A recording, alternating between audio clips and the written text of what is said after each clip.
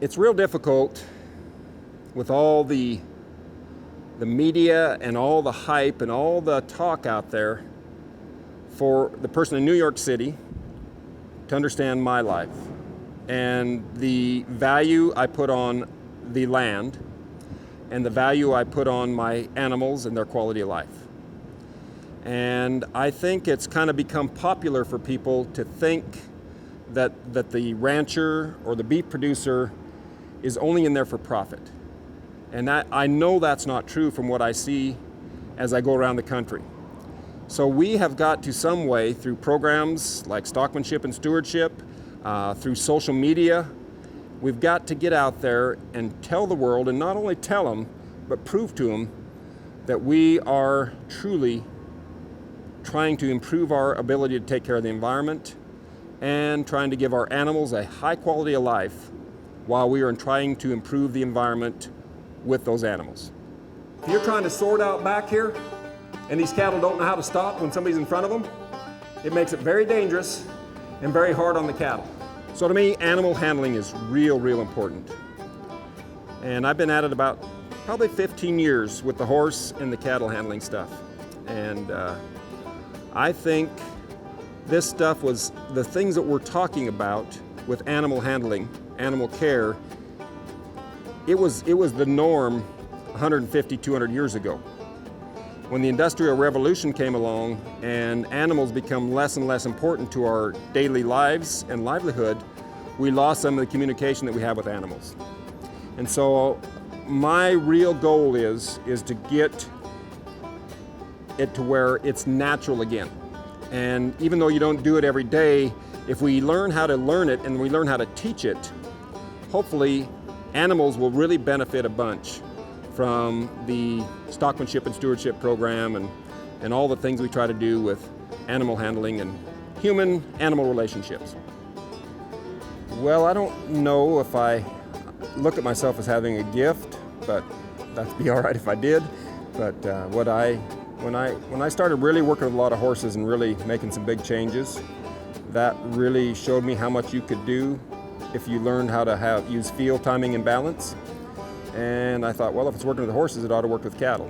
And that really made a big change in the way I approached animals and how I worked with them.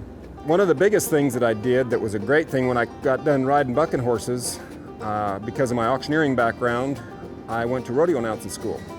And I learned how to talk about what I was seeing and doing.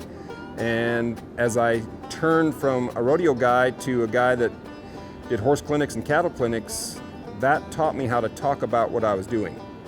There are so many people out here that are good stockmen, and out in the brush they can do it like nobody else can, but they just can't talk about it. And so with my training, I was able to explain what I was doing in a very easy way, I think, and I think that's been a big advantage I've had. So in 1997 or so, I was invited to be a technical advisor or consultant on the movie The Horse Whisperer. The main thing I'm real proud of with that movie is not the horse work, but it was the ranching scenes.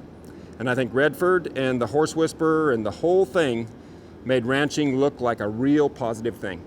And maybe some folks that know about Redford wouldn't have thought he did that, but he was very much wanting to do the family ranch in a real positive light. And I think The Horse Whisperer did that very scene.